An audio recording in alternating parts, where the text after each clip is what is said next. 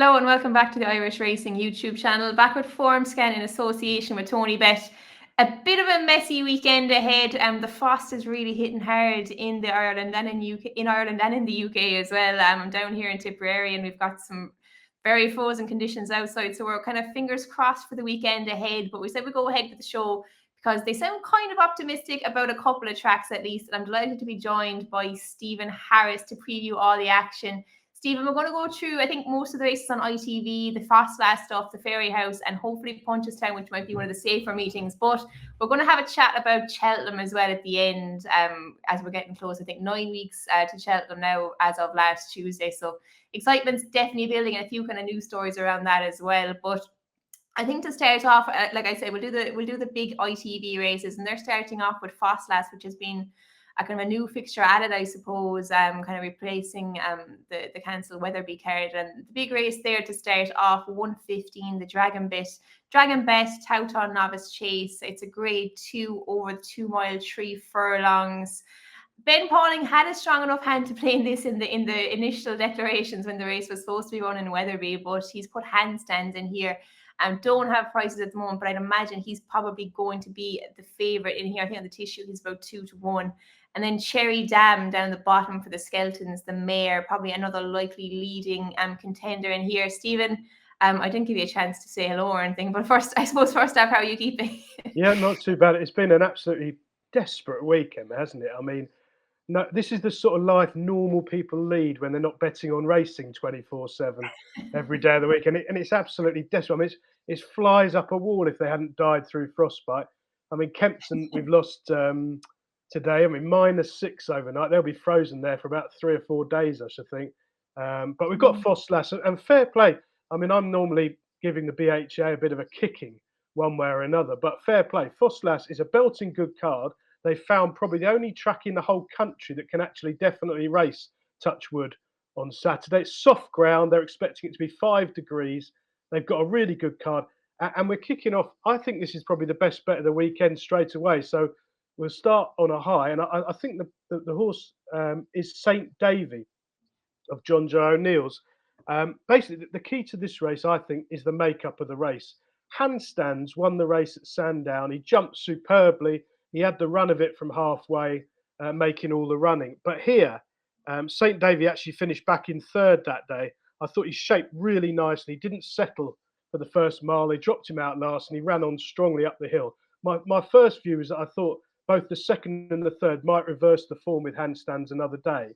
And St. Davy's now got a brilliant makeup in this race because every other horse in the race, bar the rag, Karuma Gray, who can't win, and Hillcrest maybe is more of a hold-up horse, but Lord of Thunder, Range, and Cherry Dam are all going to try and front. I mean, Cherry Dam, I don't fancy particularly. Flew round Warwick from the front the other day. Range is a very strong travelling front runner who flew round Chepstow from the front. And Lord of Thunder, again, will be a big price. He goes off hard in front as well. So there'll be no hiding place here. John Joe O'Neill's on St. Davy. He's entitled to improve for his first look. I think he'll pick these off late, and I think he could be sort of 4 or 5-1 because obviously handstands was so impressive in that Sandown graded race. But he did have the run of it. He's a lovely horse from an excellent yard, but I really am strong on St. Davy. I'm hoping he's going to be sort of 4 or 5-1. Very good. Yeah, you'd imagine he probably would be, like, given the form he has to reverse with handstands. I didn't have a massively strong opinion on this. I probably would just go with handstands just on the basis. I think Ben Pauling just always kind of talked quite highly of him. He won. Yeah. He actually beat Django Bay on the lead up to Cheltenham last year as well, didn't he? He went on to disappoint then behind Ballyburn and the Ballymore. I suppose we couldn't knock him too much on that, I suppose, but yeah. You probably won't have to be the standard of a Cheltenham Festival winner to win this one. So look, I thought handstands, he kind of warmed into his jumping quite well. He obviously fell first time out over fences, but like you said, once he got jumping, he kind of had the run of the race in front and was able to go along at his own pace, happy enough there. I'd probably just go with him on the basis of that. I can see the case you're making for St. Davy. You probably have a bit of a stronger opinion on that one than me. The other thing to say, Emma, this time of year, we're going to come to this probably throughout the programme, is trainer form's massive, isn't it? I'm sure it's the case in Ireland that they give them their flu jabs just after Christmas, and that's definitely the case This can be a time of year, the yards can go very quiet for 2 or 3 weeks now. As it happens, we've had appalling weather, so we're not really going to find out in the last week. But John Joe O'Neill, who trains St Davy, is 6 from 17 in the last fortnight. They have been absolutely flying. Whereas maybe someone like Skelton, a little bit quieter with Cherry Dam, he definitely roughs a lot of his horses off for a month with the flu jabs.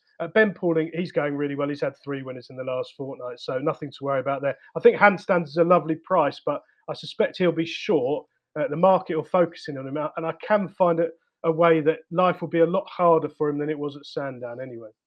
Yeah, I can see the angle there, and you're mentioning trainers form. Yeah, it'll be interesting, I suppose, to follow it on. Like the Skeltons, like you're saying, I think they're 13% in the last 21 days, and Ben Pauling 25% in the same period. So his horses definitely are running out well there. But handstands to me and St Davy there for Stephen in that one. Stephen, they're showing, I think, another race from Ffos Las on ITV on the day. But I'll just hand it over to you here. Just anything else on the card that you liked on this new fixture? Yeah, I mean, I'm just checking because I think they've jiggled the running order at Ffos Las as well, probably because of ITV. So depending on which app you're looking at, it depends what the off times are. I think they were going to show the 2:25. Is that correct? That was, yeah. But I Yeah. think that handicap hurdle's been divided, so maybe that had a bit of an effect on it. Right. Well, there's a horse running at Ffos Las, and I'm sure it does still run because it was when I looked at declarations.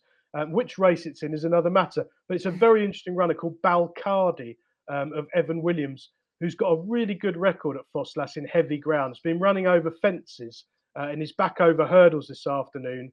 I think Eleanor Williams, the trainer's daughter, takes over from Isabel, the other daughter. She's very capable. Balcardi definitely handles the conditions. So whichever race that one has ended up in, we're sort of recording this sort of just after 11, aren't we? And the decks are only just sort of started to filter. There's Balcardi there, number 9. Yeah, we got him on here. the race going. The 258 in Ffos Las. So it's become the second division of that handicap. Well, Balcardi's at the foot of the weights. Over fences last time, made a series of mistakes. Back over hurdles here. As I say, if you just siphoned out his Ffos Las form in heavy ground, lots of placed efforts, and a good winner at Stratford back in October on really bad ground. It's going to be probably as testing as it gets, I would imagine, at Ffos Las again, just soft at the minute. But Balcardi definitely handles it each way, perhaps with the claimer up, should go well. Could go nicely there. Very lightweight, claiming £7 off the 10 stone too. Not a bad show. Consistent horse there for the Williams yard. But unless you've anything else from Ffos Las, I think we might move back to Fairyhouse next too. I'm hoping their card will go ahead. I think the last update they were quite optimistic. I think Fairyhouse maybe didn't get hit as hard as other parts of the country did with the snow and the frost that we got in Ireland. So fingers crossed. I think this morning it might be unraceable, but there's a good thaw coming throughout the day and all day Saturday as well. So fingers crossed for this Fairyhouse card. And the race that they're going to be showing on ITV from Fairyhouse, I think we'll go to that first, the 145. It's the big handicap chase, grade 3 handicap chase, the Dan and Joan Memorial handicap chase. And it's always one, even if you're not maybe looking at the winner of this race, like follow the ones in behind, because they can often pop up in big handicaps at big festivals from this race. So always quite an informative one to follow. And just looking at the prices here now, just getting them up on screen. And American Mike, I suppose, an interesting runner, dropped back to this trip after disappointing the Troytown last time, running a good race. He's 4-1 favourite under Carl Miller for Gordon Elliott. Hunter's Yarn, another one up the top of the weights there for Winnie Mullins and Paul Townend. Gavin Cromwell has a really strong hand in here as well. He's got 3. Midnight It Is under Sean Flanagan, the King or PRS under Connor Stonewalsh. They're both 6-1. And Pat Dura, who won at the Cheltenham October meeting, they are 10-1 under Keith Donoghue as well. It looks a really competitive handicap, Stephen. Did you have any thoughts on this one? Well, I thought the King of PRs was the form choice. I actually watched that run back last time because there was American Mike, who seems to start favourite every times in the race. And my view of American Mike is that I think Elliott probably thinks he's well handicapped over fences because there's absolute fortunes for him every time he runs. I think he ended up sort of 7-2 favourite in that race last time out. He's a strong traveller. I don't think he always delivers at the business end. And the King of PRs, who's likely to be twice the price, ran really well in the same race. He got hampered and made a mistake at the wrong time and then ran on quite strongly from a poor position. I thought he might be much better value than American Mike, but your knowledge of the form book there, Emma, is much stronger than mine over in Ireland. Gavin Cromwell, I wouldn't say he was flying, but he's had 4 winners in the last fortnight, 10%. I did look through all these yards because I thought it's quite interesting this time of year. Gordon Elliott's 9 from 70, which I guess would be a bit below his usual strike rate, 13%. Willie's flying along, of course, 16 winners from 89 runners, 18%. But the one I was going to ask you about is Henry de Bromhead, who's not running any of his novices next week at the Dublin Racing Festival. I saw that he's 3 from 42 in the last fortnight, 7%. So perhaps they're under a little bit of a cloud. Yeah, I did have small worries possibly around Henry's runners from last weekend's meeting in Naas. I thought in the opening beginners chase, the mare's chase, he had 2 really nice mares, Lantry Lady and Majestic Force.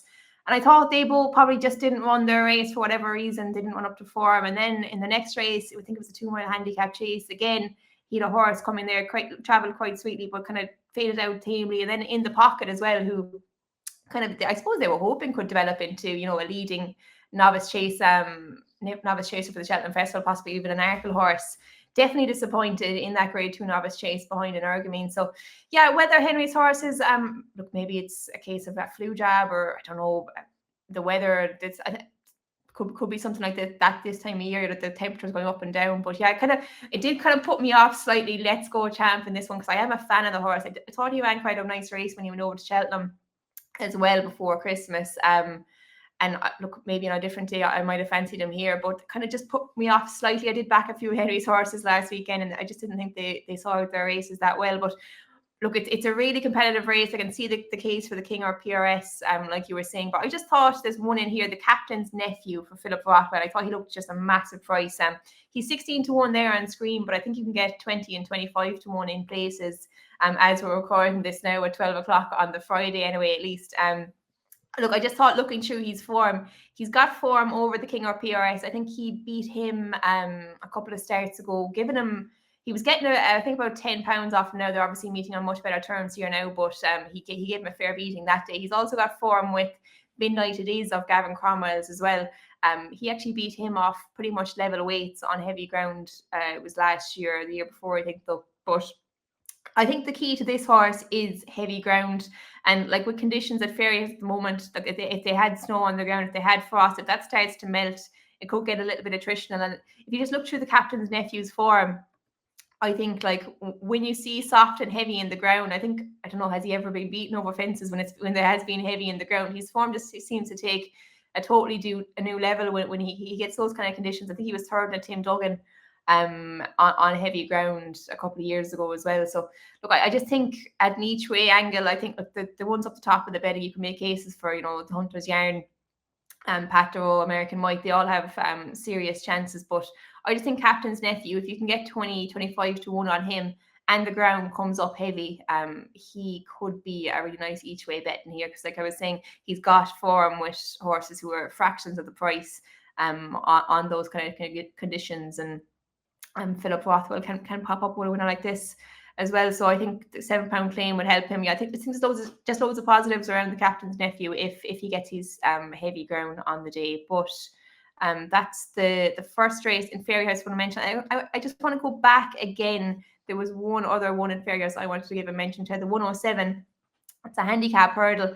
9 runners in this, so you get the each way places as well. I just have the prices up here first time, and it's actually I thought this horse might have been one of the favourites, but Walhan for Kieran Murphy and Owen Walsh. I can't believe he's up there at 12-1, to be honest.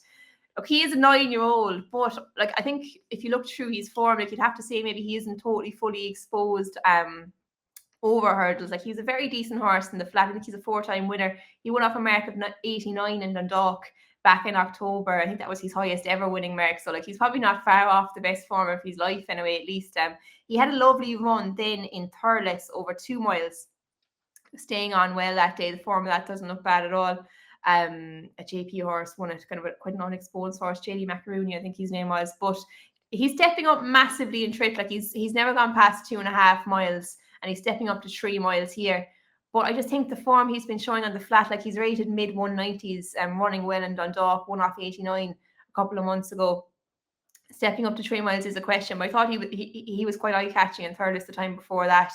and he's quite a decent horse. He settles well. He's 9-year-old now, so maybe he'll give himself a chance of staying it. I think 12-1. I was kind of expecting maybe more 5 or 6-1. So I think 12-1 there, but Walhan, if he does stay that price, won't be a bad bet in there. He has stamina to prove, but I think he's a horse who's definitely capable of winning off his mark. But was there anything else to mention in Fairyhouse? I thought there was actually a nice beginner's chase as well. I might get some of your thoughts on this, Stephen. But I just thought Majbur's form probably might be key in here. Paul Townend has chose to ride Tully Hill in this beginner's chase over 2 mile 1. Himself and Asian Master were both behind Majbur when they made their chasing debut in Fairyhouse before Christmas. I thought that was quite a good beginner's chase. Did you see that, Stephen? Like, it obviously made Majbur favourite for the Arkle at the time. He's been since taken over by Sergino, but it did look quite a strong beginner's chase. Yeah, I mean, there's some fascinating runners. One horse who's been off for over a year, Lisnagar Fortune. Have you heard of him? He was a good winner of his bumper and won from 4 over hurdles last season. I think he was entered up at Leopardstown over Christmas, and they took him out. But he won a 22-runner race at Punchestown back in January 2024. He made all. He absolutely routed him. Townend rode him that day. I mean, just looking at the jockey bookings, Danny's been booked to ride Lisnagar Fortune. I mean, it's pretty unlike Willie, isn't it, to pitch him straight in over fences in a sort of hot race like this. You'd have thought he'd be running on a Wednesday somewhere, getting a bit of experience. So I'd imagine he's held in very high regard. He's a very interesting runner, but there's probably 3 or 4, or there's probably more than that. I see this. They've actually got 13 runners, which is quite unusual these days. It looks a red hot race. I should think the market will be sorting this one out. Willie's got a few. He's got Mr. Jiff as well, who's a useful performer. Again, making his chasing debut. He was a non-runner at Thurles in November, so the market will probably sort this race out, I should think. Yeah, there'll be plenty of clues for race going forward. I thought Lisnagar Fortune was a really interesting one as well. He was actually second to Reading Tommy Wrong, I think, when they met in a maiden hurdle in Cork as well as a novice. That form obviously worked out quite well. Yeah. Reading Tommy Wrong went on to win the Law as an ace next time. So plenty of really interesting ones. Mr. Giff, you mentioned, Asian Master, both ran well in the Supreme Novice last year. Tully Hill seemed to kind of step forward after disappointing over hurdles last time. To be honest, I thought Asian Master possibly could get the better of him. I thought like the money actually came for him late on in that Fairyhouse race. I think Majbur started to drift slightly before the off, and a bit of money came from Asian Master. I think maybe if they wrote him a little bit more prominently, if they kind of sent him on, and because he looks like a horse, he's a horse who has run in hunter chases, like, so he obviously stays much further than this trip. So I wouldn't be surprised to see Asian Master reverse that form with Tully Hill if he's ridden more prominently here. But I think we will move on then to Punchestown's carriage on the Sunday, which probably looks the most likely one to go ahead from the Irish action. Punchestown will have 2 days of thaw, so you'd hope that there won't be any issues with this one. It's a really interesting carriage. To kick off, I think we'll go straight into the first graded race of the day, the 12:55. It's a grade 3 novice chase. Only 5 runners in this one, but it looks a real competitive affair. Some real high-class horses in here. And if you look back through the previous winners of this race, it normally shows up a good one. Splans Tower, Bob Ollinger, and Boy Allen, just a few among the roll of honour for this. It's over the 2 mile 3, 5 declared, like I said. Down memory lane, I suppose, to start off with. Steve, I'm not sure what you thought of his run. He obviously ran in the Henry VIII when he was behind Lud de Sud. Didn't lift a leg that day. He was quite fancy to beat him. But could you see him maybe bouncing back here, possibly? I have got some views on this race. I fear they may contravene the libel laws about down memory lane. I mean, let's just say about that race at Sandown. Michael Tabor used to say about racing, no one screams when a favourite wins. And it's a very true saying. And by pure coincidence in that race, Lod de Sud of Dan Skelton's was a very impressive and easy winner at 10-11, having been absolutely hammered in the market. And down memory lane was extremely easy to back. And after jumping the first, I think it was fairly obvious what was going to happen. And down memory lane was in a terrible position, out the back in last, jumped the first very slowly, jumped the third very slowly, jumped the fifth pretty slowly, and was never ever in the race at any stage. I thought he shaped really, really well. Now, I sort of immediately after that, because I'm so miserable and negative about everything, I thought he's going to go for a Cheltenham handicap. Will probably be the move, and maybe that is what is going to happen. He will need to jump a lot better. You can't do anything about that. But the market and his starting position were very, very notable. I think he's probably the best horse in this race. Gordon's got 3 of the 5, so it's not ideal from a punting point of view. I'm not sure I'd be rushing to be a bookmaker on this race. Perhaps that's the politest thing to say. Yeah, I was wondering how they were going to price this one up. We just got prices on screen here now for the first time. Carefully, very carefully, I think. They've gone Lecky Watson even money favourite, 11-4 down memory lane, 7-1 the pair of Search for Glory and Faring Glory, and 11-1 the outside there, Paul Nolan's. If I were a rich man, you'd imagine he's a good horse, Paul Nolan, but he had to improve to get into this. Yeah. I'd agree. I don't think down memory lane ran his race at all in Sandown. But seeing that, I do think Lecky Watson probably is the right favourite. I'd say he probably is the most likely winner of this. Like he was quite a good horse over hurdles, like a real kind of hardy horse. I actually kind of always really liked him. He was actually third in the Lauders. He finished in front of Firefox. That was quite a strong renewal of the Lauders. And then he went on and he was second in Grade 2 Navan novice hurdle. That race actually ended up producing 3 individual Cheltenham Festival winners last year: Slade Steele, Setter Story, and Better Days Ahead. He was second that day, Lecky Watson.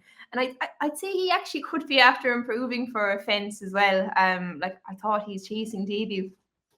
He was taking on Slade Steele. Like obviously he wasn't sent off favourite on the day in Nace over the 2 mile 4. Slade Steele had the chasing experience. He had the one under his belt, but Lecky Watson kind of went off in front and bucked out, settled lovely, jumped really nicely.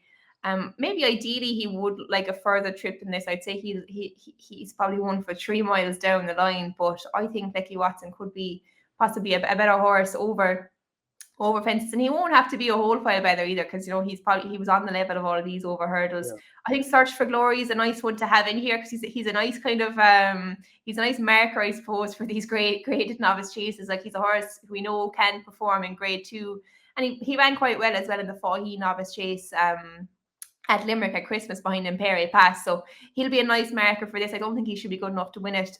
I put it between Down Memory Lane and Lecky Watson, but I do think the bookies had the right favourite there. I think Lecky Watson could be quite a good novice chaser this year, potentially one who could show up well in something like a Brown Advisory down the line at the Cheltenham Festival.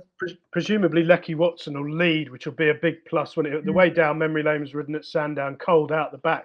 I mean, Lecky Watson could be 10 lengths in front of it after one jump.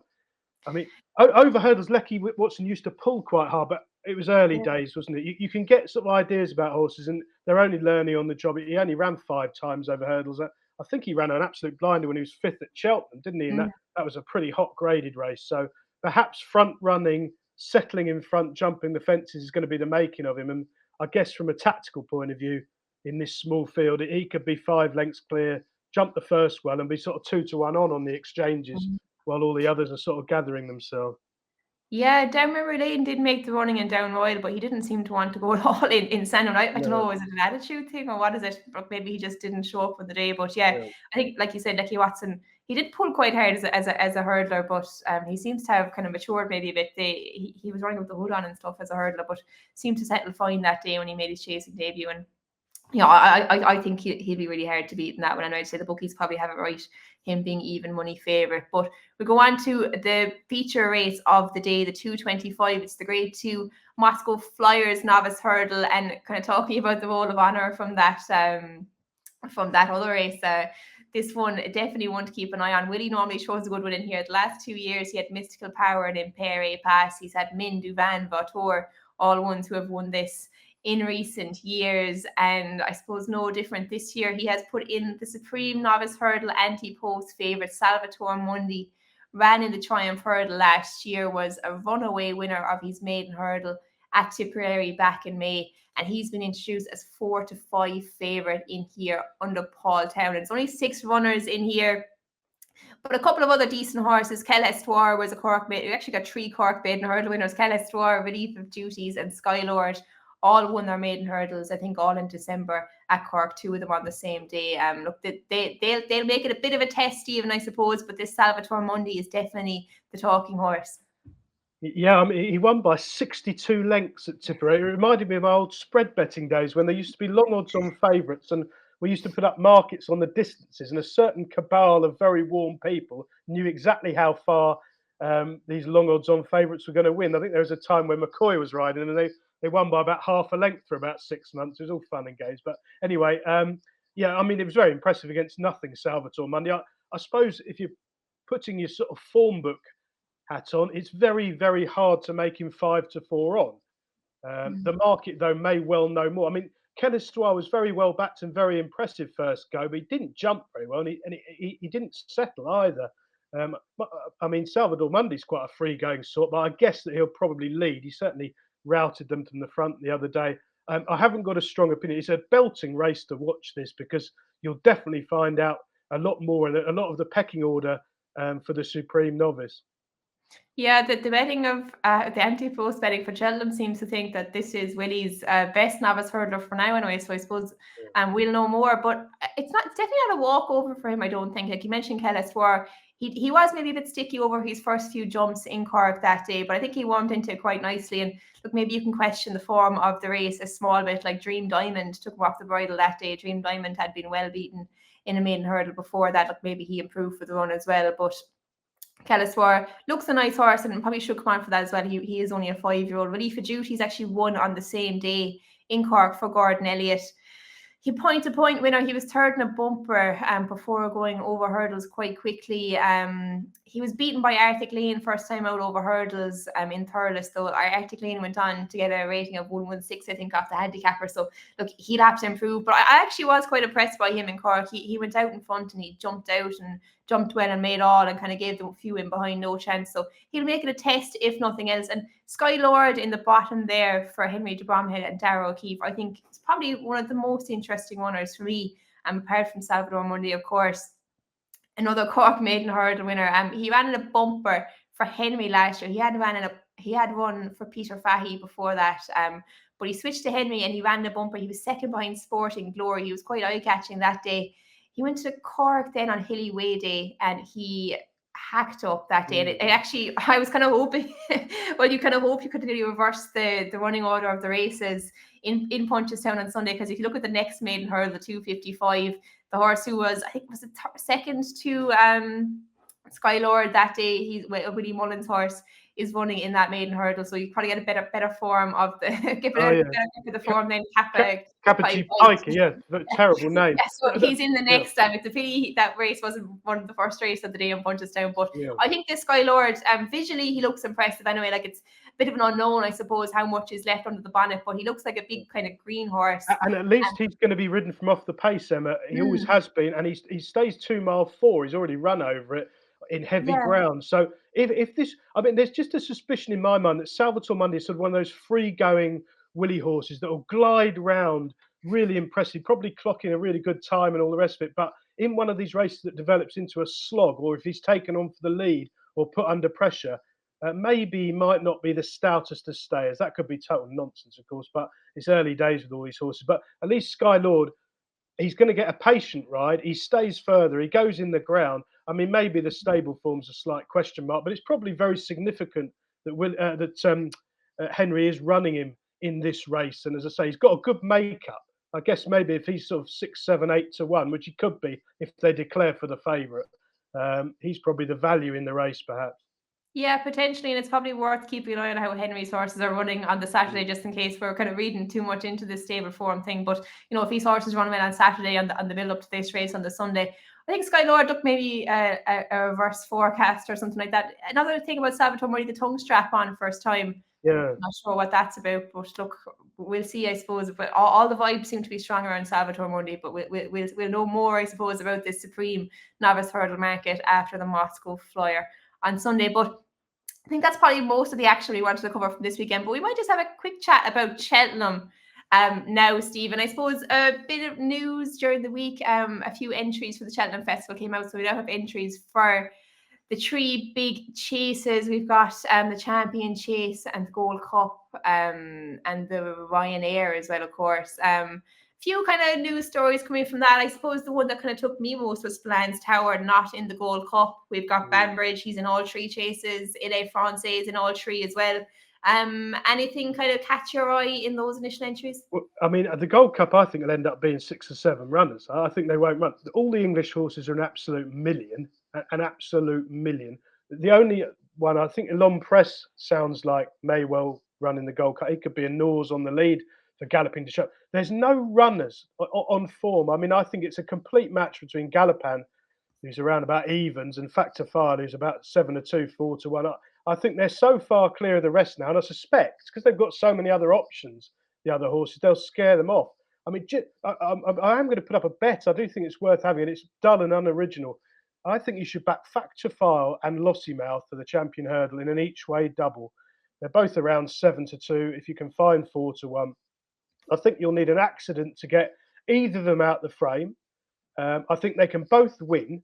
I mean, I think Factor File's probably going to have a better makeup than Galloping des Champs, because surely something will take Galloping on. I mean, he don't have to front run to win at all. But when he won the other day over Christmas, he did have the run of that race, and Factor File did not.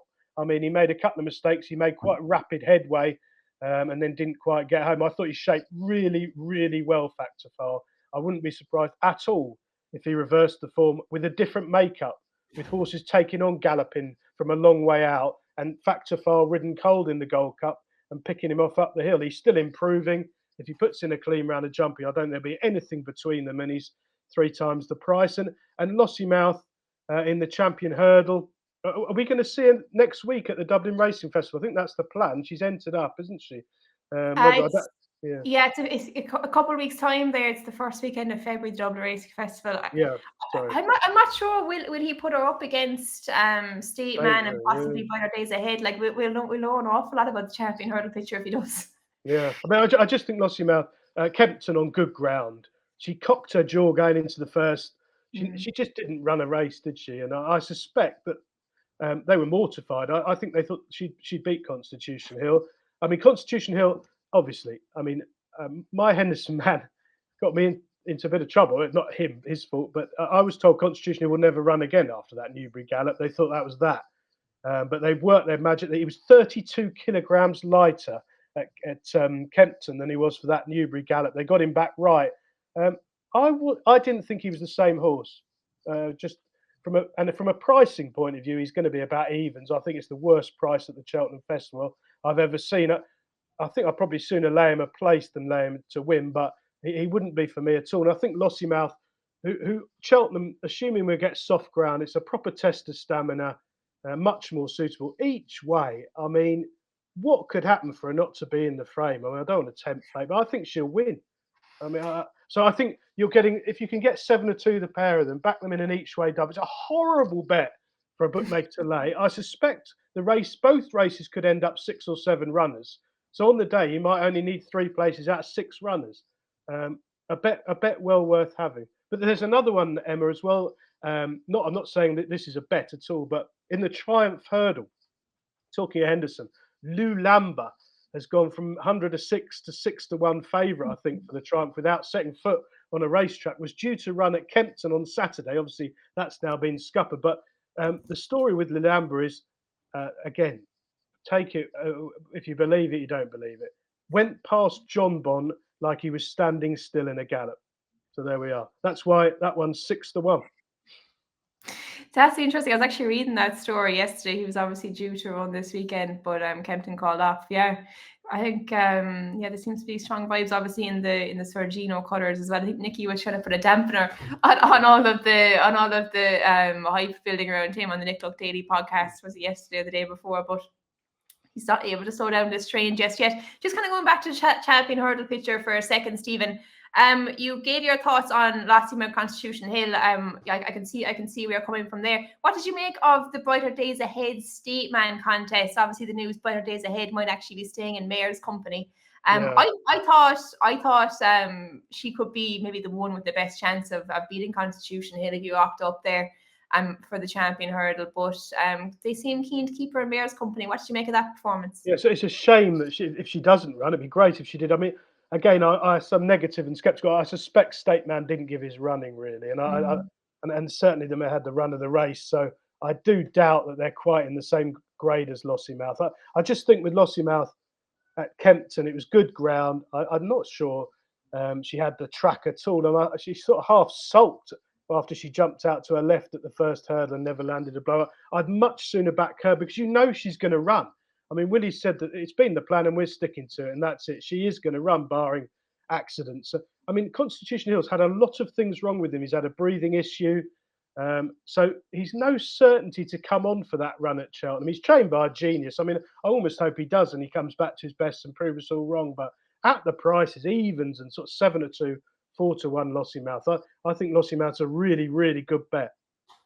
Just on the topic of horses potentially not going for their intended targets, what did you make of some bookmakers going non-run on no bet quite early, I suppose, at this stage for the Cheltenham Festival? Yeah, I mean, I don't blame them. There's been quite a lot of controversy. I mean, the trouble is, it just looks awful, doesn't it? You open up your bookmaking apps and they're betting to sort of 400%. I mean, it's sort of like a flap, isn't it? I understand exactly why they have to do it, but basically, it's removing all the risk on every side of the equation. Everything's rock bottom. I mean, I would imagine 90% of the Antepost prices across the board are shorter than they'll be on the day. I mean, don't forget at Cheltenham, when you open the paper on Tuesday morning, every bookmaker in the world wants to take your money. They're all triers. It's extremely competitive. You won't get near 100% on odds checker. There's no real urgency to have it unless you're horrible each way schneid like me, who wants to burgle places where I think there's not going to be any runners in like the Gold Cup and the Champion Hurdle. There's no real need to have a bet too early, I don't think. Yeah, I agree with you. I saw a few people maybe had differing opinions on social media during the week, but yeah, no, I'd agree with that point. Before I finish up, I might give Antepost selection for Cheltenham. I think I was just looking through it there the last couple of days, and for the Brown Advisory Novice Chase, obviously there's a few big contenders emerging. Ballyburn kind of likely switching to that route now as well after he was declared for the 2 mile or entered, sorry, for the 2 mile 5 at Leopardstown rather than the 2 mile. But I just think better days ahead. He ran a brilliant race at Leopardstown. He was just behind Croke Park, and maybe if the race was run slightly differently, he might have maybe got the better that day. You know, he obviously made all when he won in Navan before that. You know, maybe if he was a little bit more prominent at Leopardstown, possibly maybe could have got the better of Croke Park. But I just think 16-1, like he's a horse we know loves Cheltenham, stayed up the hill so well to win the Martin Pipe last year. Martin Pipe, a race that produces kind of year in, year out some top quality chasers. So I think 16-1 about better days ahead looks a good price. And I was actually encouraged to hear positive news about Cargase. I saw a story on the IrishRacing.com site. Updates on her intended targets, and we were in Willie's a few weeks ago for a few months ago now, it was probably October, for a stable tour, but he was saying the target would have been the Unibet hurdle and then onto the Mayor's hurdle, and I think that still seems like the plan given the updates this week. So I think she's around 12-1 for the Mayor's hurdle. I'm hoping brighter days ahead will go for the champion, and if she did, I'd imagine this Cargase could be really hard to beat in that Mayor's hurdle. She's 12-1, like her form with Majbra and Sergino, like watching the way she was kind of running in those juvenile hurdles, she pulled so hard, but still she was able to come to the last, kind of upsides these horses with a good chance. So I think back in Mayor's company this year, she could be a fair force to be reckoned with, and could be maybe a little bit of forgotten horse since we haven't seen her in a little while. But Stephen, unless you've anything to add to our little Cheltenham chat, I think we might wrap it up there. I actually never asked you for your bet of the weekend as well. I might give that before we go. My bet of the weekend, and I'm very strong on it. So obviously John Joe will come off at the first. I think St Davy in the 115 at Ffos Las has got the best makeup I've seen a horse have for a very long time. He will be held up. All of the others want to front run. There's 4 front runners in the race, and at Ffos Las, they get racing a long way out there. John Joe Jr. creeping into things in those McManus colours. I think he can pick them off late, hopefully at least 4 or 5-1. Very good. I actually liked the 2 in Fairyhouse. Walhan, I wasn't going to put him up, but I was surprised he was such a big price there, 12-1. I think each way he looks a cracking bet. And Captain's Nephew, if the ground comes up really soft in Fairyhouse, I could see him really running into the frame there. He's got really good form on heavy ground over fences, so he's gone up a fair bit in his handicap mark, but he could still be one to improve when he gets these conditions. So those will be my two. But Stephen, thanks very much for your contributions. Really interesting chat around the racing and some Cheltenham chat as well. But thanks everyone for tuning in. We'll be back on Monday, I think, with the normal Irish Angle show to talk about all the news from the week gone by. But make sure to like and subscribe if you enjoy the content.